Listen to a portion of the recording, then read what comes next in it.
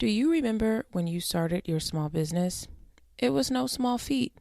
It took a lot of late nights, early mornings, and the occasional all-nighter. Bottom line, you've been insanely busy ever since. So why not make things a little easier? Our friends at FreshBooks have the solution. FreshBooks invoicing and accounting software is designed specifically for small business owners. It's simple, intuitive, and keeps you way more organized than a dusty shoebox filled with crumpled receipts. Create and send professional-looking invoices in 30 seconds and then get them paid 2 times faster with automated online payments. File expenses even quicker and keep them perfectly organized for tax time. And the best part? FreshBooks grows alongside your business, so you always have the tools you need when you need them without ever having to learn the ins and outs of accounting. Join the 24 million people who've used FreshBooks. Try it free for 30 days, no catch, and no credit card required. Go to freshbooks.com/mytaughtyou and enter My Taught You in the How Did You Hear About Us section to get started. Hey guys, this is Myleek, and this is the My Taught You podcast. Tonight is Wednesday, April 1st, and it's safe to say it's been a hell of a year. I sat down to write a newsletter last night, and as I started thinking about what I wanted to say, I knew I needed to talk this all out in a podcast. So here we are. In addition to all that has gone on in the broader world, my personal world, my internal world has also been completely turned upside down. I knew 2020 was going to be an eventful year for me with the new baby coming. I had moved my company into a new building at the very end of last year, and we've spent all of 2020 getting the place up and running. I needed to buy a new house because my current house doesn't accommodate 2 babies. I have the room for all 4 of us, but the layout isn't really set up for having 2 kids under 3. Buying a house is a whole project. The lenders want your 3rd grade report card, your blood samples. It's just a lot of work. And then the prepping of my house for sale in the midst of all of this, we add the novel coronavirus to the situation. You keep a 2-year-old at home for days on end, you've got yourself a real party. But that's not what I started to think about when I sat down to write my newsletter. When I sat down, I was thinking about how going into 2020, I kept hearing things like, this is going to be the year of vision, of focus, of clarity. And does 2020 not have your undivided attention? If 2020 hasn't made things crystal clear to me, I don't know that anything else ever will. So let's talk about the definition of vision straight from the dictionary. Vision is the faculty or state of being able to see. It is the ability to think about or plan the future with imagination or wisdom. The state of being able to see. And these short 3 months of 2020, I've been able to see some people that were pretty close to me for exactly who they are versus who I wanted them to be. None of us are perfect, and I spent a lot of time judging myself while not judging others. We're raised not to judge. As 2020 approached, my gut went into overdrive, and I found myself constantly questioning it because sometimes I'm a person that will trust until proven guilty, which, let me just tell you, is not the best idea. Joe Navarro, who's a retired FBI special agent and the author of Dangerous Personalities, says, "We have a keener sense of judgment than meets the eye." He says, whatever you want to call it, it is often an intangible feeling that we have that something isn't right, that something is odd or weird. It can be about a location in a darkened neighborhood or someone we meet for the first time. He says, if your hair stands up, your hands start to sweat, your throat becomes dry, or your heart starts pumping when someone walks into the room, it's time to tune into your body's way of quietly telling you something's wrong. So sometimes, I have felt like there's just this ringing feeling when someone is speaking, maybe telling me a story, their facial expressions, and there's just something that you're like, I don't know what it is. It just doesn't sit well. And I have to tell you guys that for weeks on end, I'd sit in therapy sort of questioning, like, I don't know what it is, but I feel something, right? It's like, I don't have any proof, but I feel something. And so he says, the first thing to do is recognize your feelings.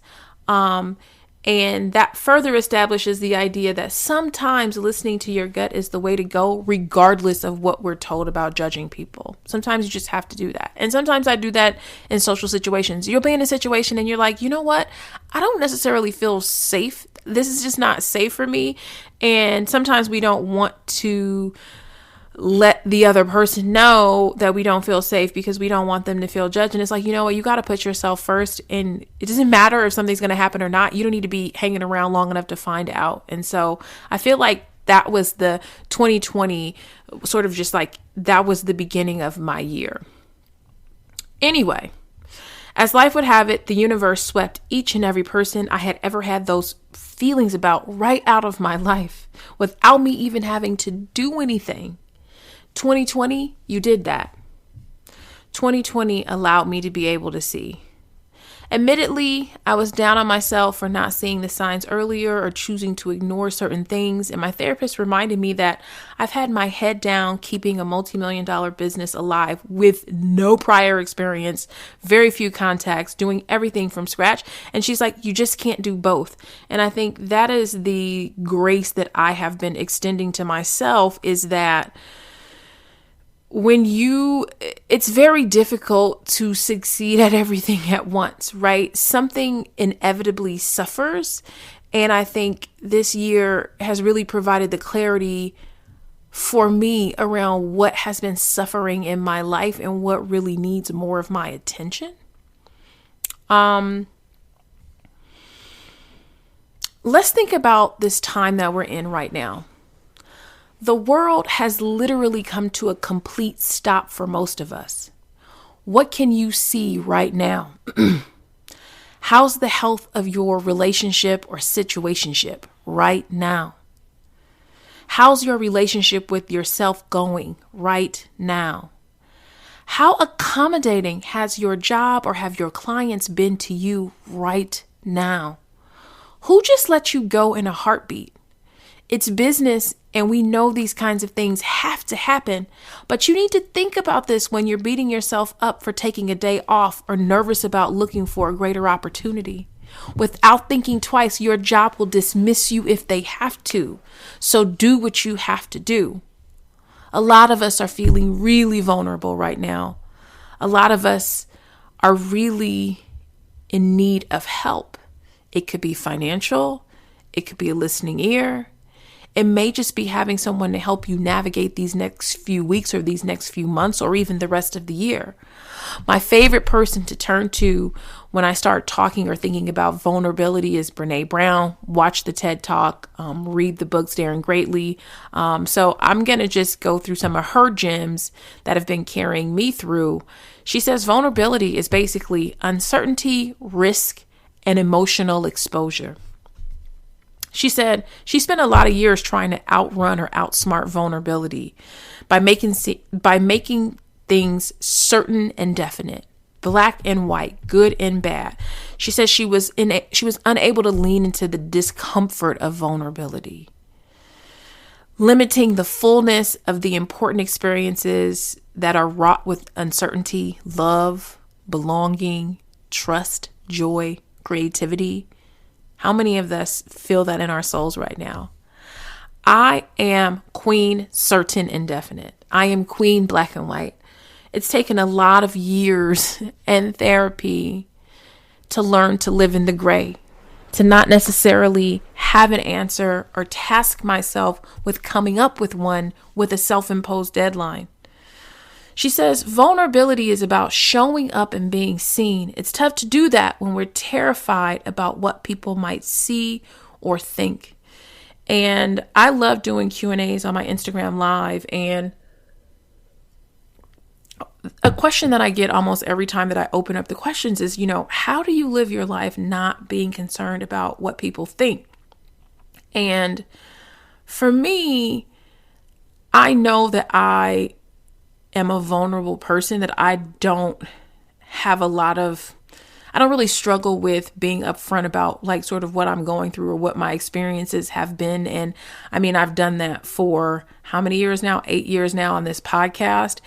And a lot of this, I've shared a lot of things, and I've never gotten anything but just sort of like people understanding and relating to me because of that. And so now is not the time to be terrified about what people might see and about what people might think. If you need help, you need it, and don't be afraid to say it. I've been reaching out to some of my really good girlfriends, my creative friends who I know might be struggling right now. And I'm like, hey, if you need a lifeline, holler at me, because now is not the time for pride. Like, now is the time for us to be vulnerable. Brene says vulnerability sounds like truth and feels like courage. You know, it's like you have to have the courage to stand up and state your needs and let people know what you're going through. And just because they aren't comfortable doesn't mean that they make you weak. And that is from your girl, Brene. Now, let's get into the vision as the ability to think about or plan the future with imagination or wisdom. This one has me really excited. I know it might be difficult to use your imagination in this moment because none of us could have ever imagined this, but you are now much wiser than you were just a few weeks ago. You now know to stay ready. What is going to change for you when this is all said and done? What do you definitely know you're going to do better once we're able to get back outside and the economy gets back to normal? I asked this on my Instagram, and many mentioned that they need to really save up those 6 months of living expenses for a rainy day. Now, I will be honest with you, I have done that. And I have had my mind wrapped around good, healthy money habits for quite some time now. And so that's what I always say, you know, if you don't know what to do with a little money, you definitely won't know what to do with a lot. And so you don't need a ton of money to have better money habits. You really don't. One of my favorite books and apps that I really have enjoyed, these people, they don't pay me anything. I really like their method, is You Need a Budget. So I think it's youneedabudget.com, and the app is YNAB. And I really like the way they help explain budgets. So if budgets make you nervous, budgets stress you out, try this plan. I think you're going to like it. Many realize they spent far too much money eating out. You know, some have recognized that they don't exactly enjoy spending time with themselves and really need to cultivate the relationship that they have with themselves. So that got me thinking, okay, this is something else that I want to talk about. I want to talk about having a good relationship with yourself and what having a good relationship with yourself means. It means, well, for me, I think it's like, when you feel really good, what does that look like to you? What does that feel like for you? And maybe you can just write that down so that it's like, when I am at my best, you know, this is when I have a good relationship with myself. This is when I have a healthy relationship with myself. But having a good relationship with yourself means you have to have a plan. You have to set goals for yourself. You can start with really small daily goals and build out to those broader, more long-term goals, but you need all of those goals. You aren't really being good to yourself without a plan.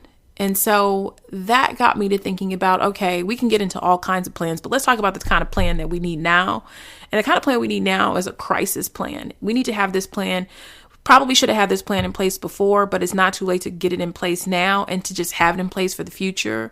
And so I turn to, whenever I'm looking for these kinds of things, you guys know when I do these podcasts, I have these ideas and I really feel like I know what the hell I'm talking about. But then I'm like, okay, let me find some experts to back me up. And so the expert I found today is John Forsyth. He is a PhD director of the Anxiety Disorders Research Program at the University at Albany State University of New York. And he says one of the first and most critical steps in surviving a crisis with grace is acknowledging that you've hit rough times.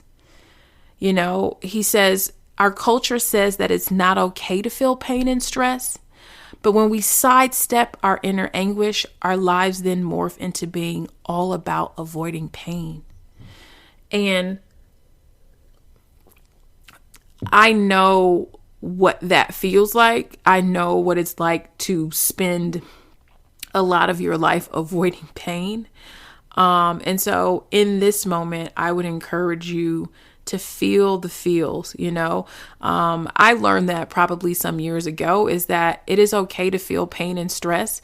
And, you know, the other day I did an Instagram live and I was telling people that I had had a really rough week, to the point that like it really did bring me to tears. And I won't say that like what happened brought me to tears. It was just a friend that I called after this experience, sent me a message like just before I was going to go upstairs to kind of wind down for the night. And the message was just like, I'm really proud of you. Just these things. And it's like, even just thinking about the message, I'm all getting all misty eyed now, but you know, just saying that it was okay for me to feel how I felt, because I was upset, I was angry, I was disappointed, and just saying, you know, I'm really proud of you and I totally understand why you feel this way.